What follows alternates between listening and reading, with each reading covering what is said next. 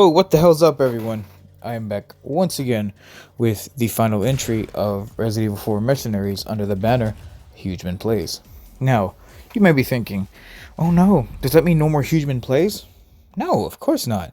I mean, yeah, there's going to be more Hugeman Plays, it's just a matter of what I can find that I can compile into a short series that I can, fit that banner appropriately on, or under, whichever one makes more sense. But you get the memo, so... And a lot of the times I don't really find anything that's like, short. Like this, because this is only like 4 characters, 4 videos, all 3 maps. Like it's not a full-length Let's Play for me. It's just did something short, did something cool, kind of deal. And lately, I haven't really been doing like new games, because I mean, the last 2 Let's Plays, they were not new games. Doom 1 and 2, yeah, those are in the Slayers collection that were compiled with the 2016 reboot. And then I did the Devil May Cry trilogy, or anniversary trilogy, and that was fun. But I haven't really done any new games between the two. And I mean, like before the Doom Let's Play, I did some Black Ops Cold War videos, but I don't have the fucking motivation to play Call of Duty, at least right now, or I definitely just don't have the motivation for it. Like, don't get me wrong, Black Ops Cold War was fun. Vanguard looked like shit, and, well, Modern Warfare 2 looked like a lot less than shit, but still probably looks like shit. Campaign might be alright, but the fact that you're paying double for like premium battle passes and shit, like, no, Activision's just milking that franchise for what it's worth. And the worst part is that I don't know if it's still in effect, but I don't know if it kind of if it ended when they were acquired by Microsoft, because Microsoft bought Activision Blizzard, so I think they have like first-hand access. I think Xbox players have like first-hand access to like any new Call of Duty updates, because before it was PlayStation that had first access, but who knows anymore. But yeah, I just have not had any motivation to play Call of Duty. Like, maybe every once in a while I'll boot up like Black Ops 3, because I'm a sucker for Zombie Chronicles. That the engine like makes it feel, the engine that Black Ops 3 runs on makes like all the classic maps feel makes you feel bigger, and it makes the maps feel like tighter, not as open as they were in the games that they originated from. So kind of turns me off sometimes, but it's like I don't want to go on Amazon and buy like PS3 copies of the games that these maps are on, so I'll just deal with this if I get that bored. So I mean, I haven't gotten that bored in a while, because lately all I've been playing is like the games that my Sparta posting boss has recommended for me. Like, he got me into Metal Gear, he got me into what was it, Yakuza, and then he also talked me into Kingdom Hearts, which is what I'm currently playing right now. So I don't get bored like that anymore. I find something long term, and then I make it last as long as I can, but at the same time I get hooked, and I just keep playing and playing, and then it ends sooner than I think, or sooner than I hoped. But that's just my deal right now. I haven't found anything like worthy of just recording, short term or long term. I'm just saying, yeah, this is going on my channel. But in the event that I do, you guys will know, especially if you follow me closely. But oh, dude, Resident Evil has been on a fucking kick the last couple of years. Like, we have been getting fucking spoiled ever since the introduction of the RE engine, which I believe originated with Biohazard 7, RE7 Biohazard, however you want to title it. Resident Evil 7, Resident Evil, Biohazard 7, Biohazard. It kind of, maybe that's where RGG got the idea for Yakuza Like a Dragon. they, they saw Resident Evil 7 do like an English translation and then the Japanese translation.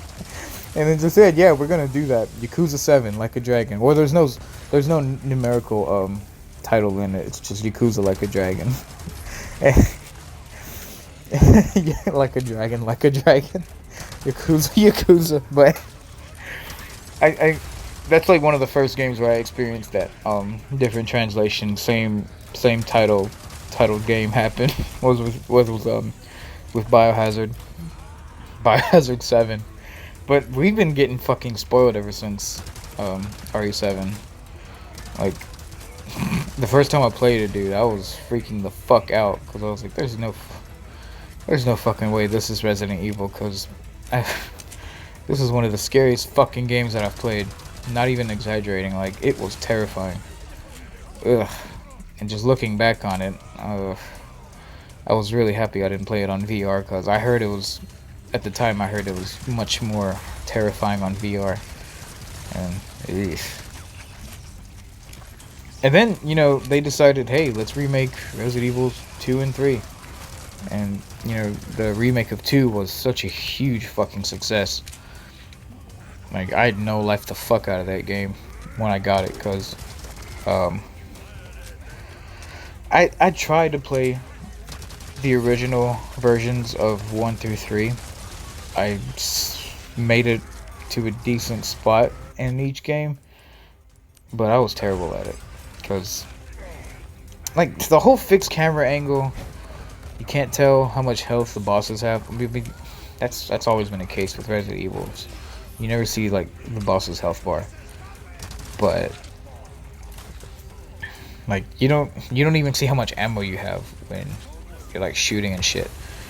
I think that does get a little bit improved on in 0 and the remake of 1. Not like seeing your ammo, but you know, the fixed ammo controls take a better approach.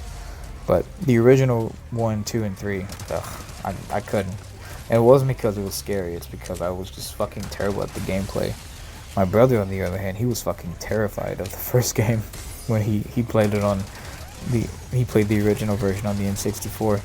He actually walked in while I was playing the first game when it was on the PlayStation Store on PS3.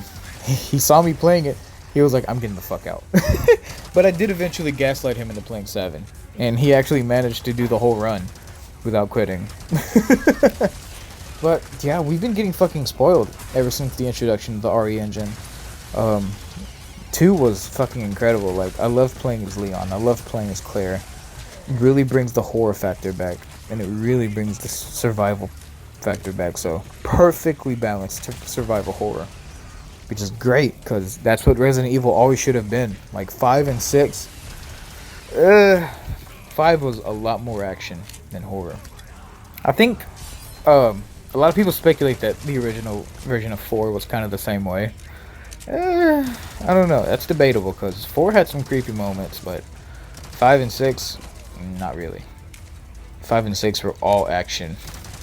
Like, with the exception of Leon's story mode, because I think Leon's is the only story where you actually fight zombies and not just mutated creatures that can wield weapons kind of thing, which I don't see a problem with that. I mean, you know, the viruses in the franchise, for me, I don't think they were always limited to just like zombies, which is, I think is alright. I think that's totally fine. Like, I think viruses can, at that level, like in this game, it's Las Plagas. It controls people against their will. It can have them mutate and shit. Like, okay, and that was fucking great. People loved it. How? Maybe it was just that it was executed a lot more poorly in 6, because, I mean, I'm not gonna lie, I think it was.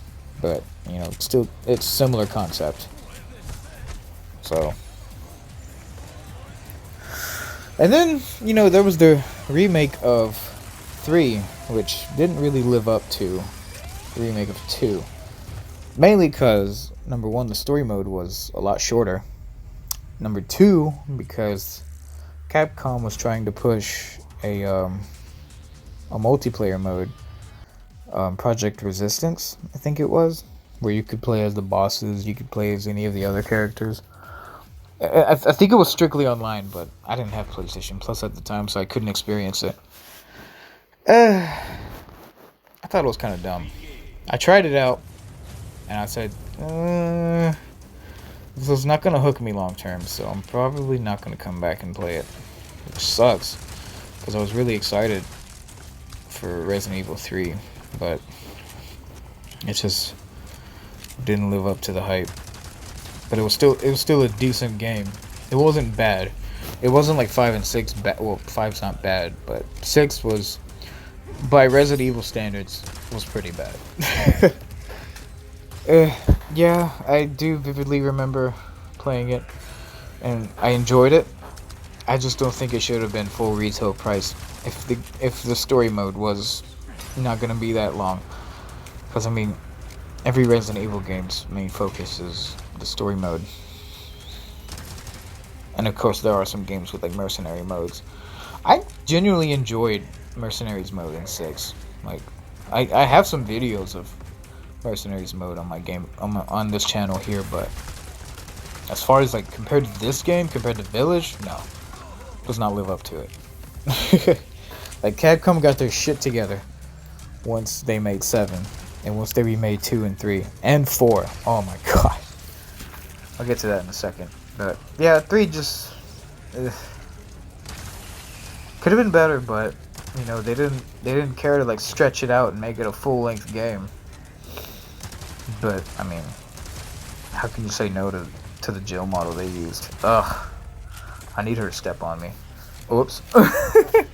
But RE engine goodness, and oh yeah, the RE engine was also used for Devil May Cry 5, like the first Devil May Cry in fucking 11 years, if we're not counting the re-releases, because you know, Devil May Cry 4 before 4 had released, was the original, was like, you know, the original Devil May Cry 4. That had released in 2008, and 5 came out 11 years later, 2019, and that got the RE engine treatment. It was great. It was incredible. My thing is that they, the same thing they did with Dante in 4, they narrowed his moveset down a little bit. I mean, he still had a killer fucking moveset in 4. But the thing is, when you go and replay it, and you can choose between the Rebellion, the Devil Sword Sparta, the Devil Sword Dante, they limit the fuck out of his moves when you wield the Rebellion. I think that is fucking stupid. Like, just give him his moves that he had in Devil May Cry 3. Like, what is so fucking hard about that? Like, the closest you get is probably the Devil Sword Sparta, which is literally just a copy-paste of his improvised moveset. It's not improved because, you know, they take some shit away, but yeah, when you use the Devil Sword Sparta and try to do combos, it's basically a copy-paste of what he used, of his moveset from Devil May Cry 4 when you wield the Rebellion. I don't know. I think it's dumb that with each entry, when you wield the Rebellion as Dante, they keep taking moves away from him. And I think that's stupid, because, like, you know, he's the fucking OG. Like, even if he's not the main focus of the series anymore, at least put some fucking respect on his name. Give him the moves he deserves. But yeah, I mean, I was fine with playing. Excuse me. I was fine with, you know, playing as him, using the Devil Sword Sparta, because that was the closest thing I could get to, like, the simplicity. Not, well, I mean, it's kind of simple, but it's also kind of varied with his moveset. The Devil Sword Dante is great, but they really mix up his moves a lot when you wield it. Like, it's a completely different order when you use the Devil Sword Dante. And, you know, the summon swords that he has, they're great. I think they're incredible. But I still prefer like his moveset from 3, because Devil May Cry 3 was peak. Was fucking peak Devil May Cry. And you can still argue about this, but chances are you're probably just a DMC5 only. I don't actually hold that against people if 5 was their first game, but like if that's the only game you played. But yeah, don't talk to me about a franchise that I grew up with, because I will fucking school you. Like, people that play 5 and just don't play the original, or stop playing the like the first 4, just because it has like, you know, fucking puzzles, or just because it's dated. Like, to be fair, the controls in 1 still hold up pretty well today. The controls in 3, incredibly well, especially if you have the 8th generation port, you know, PS5, Xbox One, no, PS4 and Xbox One. When it was ported to those games, it came with turbo mode. I specifically remember Devil May Cry 3 having turbo mode selectable in the 8th generation port of the HD collection. I know when the special edition of 4 came out, it also had turbo mode. Last gen players, as of currently, got kind of done dirty, cause you know, there is no turbo mode in Devil May Cry 5 on 8th generation. Like current generation, which I believe is 9, PS5, Xbox Series, the special edition of 5 has turbo mode. But even then, like, for me, I still think it moves kind of slow. Like, I always had the best timing with my moves in 3 and 4. Did not need turbo mode for either of those. It was a nice feature. It was great. But I did not need turbo mode in those games, because I knew how to time my moves correctly. 5? Ugh. It feels like I'm waiting a whole fucking minute when I'm trying to vary my combos. And I don't know. I don't know if it's just because of the RE engine, or if it's just because, you know, Itsuno wanted to make it a little more accessible for new players. Totally respectable. I totally get that. But like an OG like myself, it just kind of feels not great. Like I love Devil May Cry. I love all the games, especially 2. Go ahead and judge me for that. But like even with the addition of turbo mode on the special edition, I did try to play some Bloody Palace. If you noticed, the only Bloody Palace video I have on this channel is with Dante, because he was the only one I could, you know, time my my combos with, because I'm just so accustomed to the timing mechanisms of like timing your combos in 3 and 4. I'm still used to that, and I could go three fucking years, do some combos with, you know, the Rebellion, Agni and Rudra, Cerberus. I can go 3 years without playing Devil May Cry 3. Jump right back in, and guess what? I still know how to time my combos. It's gonna take a fucking minute for me to do the same with 5. No disrespect, but I just think it could have been executed better. And no disrespect to 5, no disrespect to the people that enjoyed 5, but mechanics, as far as like timing for combos, could have been done so much better. But it was a visual blessing to see Dante and company in the RE engine, because it looks gorgeous. Like you could probably tell that it was Ruben that was playing Dante. I think he does the motion capture for him as well, or at least he did, but it's whatever. Still a great game. Do I think it compares to 4? No. I mean, and V was a nice addition too, but I don't personally favor V over the other 2. I couldn't, and I don't think anyone does, but he's a nice addition, just not up my alley, if that makes sense. But yeah, that was another entry we got spoiled on the RE engine with. It was great.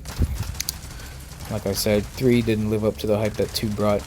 And then Village. Oh my god, Village was finally revealed. I was so fucking excited because I was wondering the whole time, like, when are we gonna get RE8? And we finally did. And it was great. I think I rushed through the game because I finished it in the span of a weekend. Like, it dropped on that Friday. Then I finished it by Monday morning? Pretty sure I did. Yeah. I rushed through it. I didn't savor what I could with that game, but you know, it was fun. It was creepy. I think the horror approach for Village was that it wasn't like, you know, jump scare creepy, but there was a lot of tension building up to the creepy moments, like the oh my god. I don't remember how to pronounce the name of the house, but like the puppeteer house. Oh god, that shit gave me fucking nightmares. I was livid. That's how fucking creepy it was. And I could definitely go and play it again, but I don't want to experience that. I don't want to experience that house again. It was scary. It was creepy. And then when you fought Lady Dimitrescu, oof, when she transforms into that fucking dragon, it's like, how do I fucking take her down? I don't know if I can pull this off. I sure as hell couldn't. I did somehow, but I don't remember. You'd have to ask me that 2 years ago. Again, it was a great game. Mercenaries was fun. And then, you know, you felt pretty powerless whenever you played as Ethan. And then you go and switch over to Chris. And he just fucking just rips through that shit like a typical workout. Which, I mean, if I had his level of experience, his disposal of an army and whatnot, yeah, I'd probably storm through it too like it's a fucking cakewalk. Still a good game.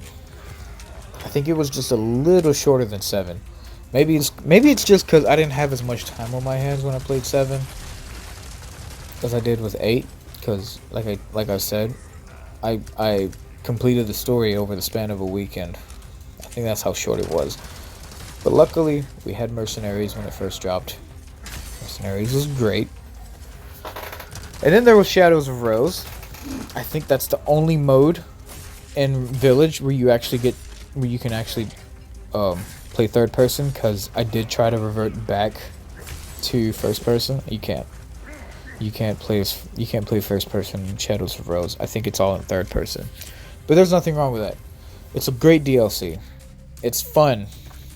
The story takes the same twist that, well, not exactly the same twist, but the twists are pretty similar in Shadows of Rose as it is in the base game, the base game's campaign. But it was fun. It was fun for what it was worth. For anybody who hasn't played it yet, you might want to mute this particular segment. But it has the same ending as the base game. Like the base game campaign, Shadows of Rose, they both have the same ending. So I'll just leave it at that. And then finally, a couple months later, we finally get the remake of Resident Evil 4. Oh my god. When I say that Resident Evil 4 was fucking incredible. You remember when I told you before how I did not get in fully get into the idea of a remake for 4, because I genuinely as well thought that, you know, for the original 2005 game, I think it still holds up well today. And it does. But the remake, you go in, you play it, you experience the story, you notice the differences, but it still faithful to the original game, which is great, because the remakes of 2 and 3 take some different approaches from the original, but, you know, the endings are still similar. So I went and played this, and I thought, this is incredible. This is great. I'm not bullshitting you. This is incredible. This is fun. This is something I want to keep playing. And I did. Even though I made the mistake of doing my first run on hardcore. Because, you know, in the difficulties, it tells you easy, standard. Select these modes if you have not played Resident Evil 5, Resident Evil 4, the 2005 version. When you select when you highlight hardcore, guess what it says? Select this difficulty if you've played Resident Evil 4 2005. And I did, because I let fucking Capcom gaslight me into selecting it. So, that was my mistake. But, you know, I progressed through the story relatively well. In some parts, I kept fucking dying. Like, especially the fight with, oh dear God. I spent 3 fucking days on the fight with, Ramon Salazar. I spent 3 fucking days on that fight, because I could not figure a way around. And I didn't want to reset, or, like, lower, I don't know if you can lower the difficulty, like, halfway through the campaign, or, or just, you know, whenever you started it. But, I couldn't figure it out. But then I remembered, you know, I've got enough resources, gunpowder, knives, to make some bolts, because chances are when you look up Resident Evil 4 and you look at like gaming tips and whatnot, all of them are gonna say get the bolt thrower, and I can promise you the bolt thrower is so fucking useful in Resident Evil 4. It's you just need it, because I'd rather not explain it, but it is very helpful. And especially once you get around to crafting attachable mines, because attachable mines, magnum ammo, all that shit's hard to come by. So once the merchant, you know, lists those recipes, you might want to get on them. You definitely just want to get those recipes, because I can promise you, you're gonna need them, especially if you do your first run on hardcore. And another thing about hardcore, you better be really fucking good at headshots, because the enemies are fucking sponges, especially when you don't have a powerful shotgun early on in the game. Like, I had the original shotgun, I had the that one semi-auto that was like still kind of pump actiony when you reload it, and then there was one that came with a barrel. I think, was it the riot gun? I don't know, but I've already forgotten the names of the guns. But yeah, you definitely want to make sure you're good at headshots, because that game's not easy if on hardcore if you don't remember your headshots, if you don't take good aim, because it's gonna be a nightmare. I can't tell you how many fucking clips I wasted on a single villager, because I just could not get the headshots right with the pistol.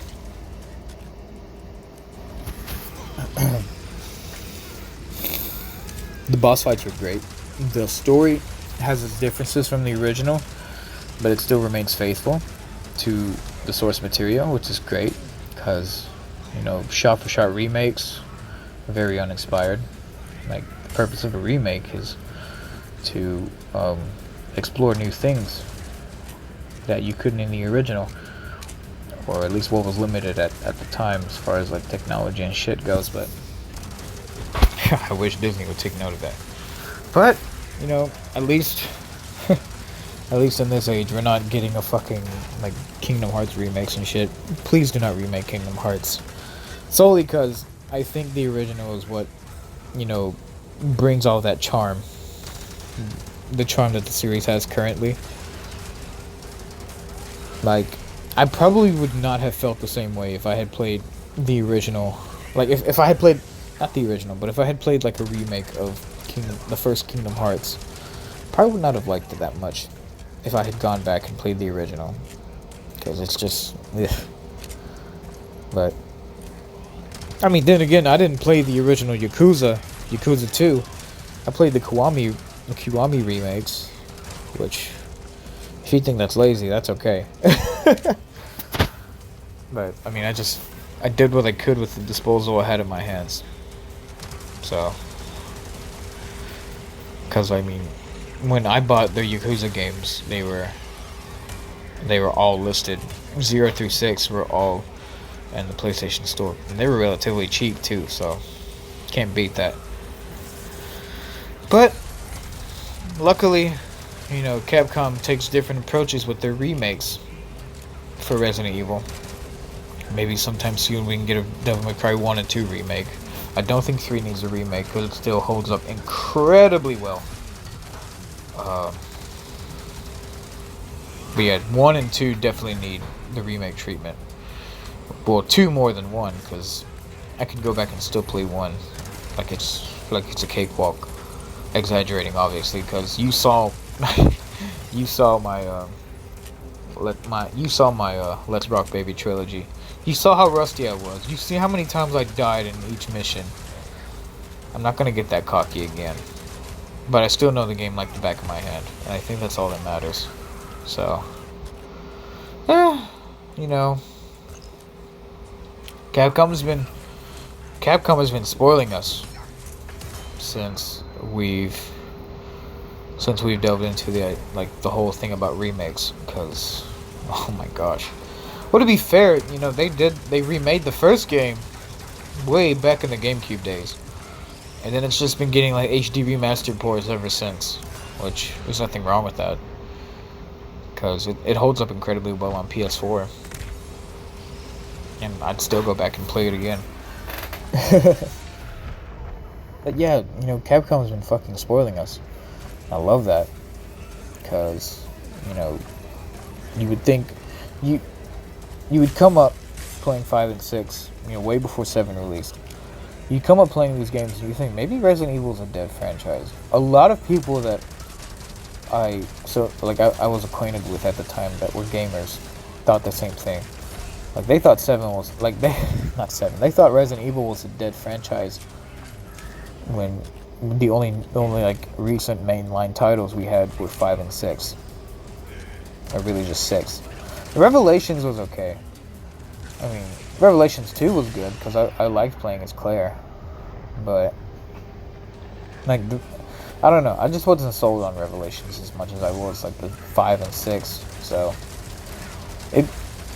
there was no shame in assuming that, you know, the franchise is probably on its last legs. But I'm very happy that they came back with these remakes, with these new games that take very, very different approaches. Like, I love it. I absolutely, sincerely love that. And it warms my heart because I really did not want to stop becoming a Resident Evil fan just because they were running out of ideas. And that's it for Hugeman Plays Mercenaries. Don't forget to subscribe, ring the bell.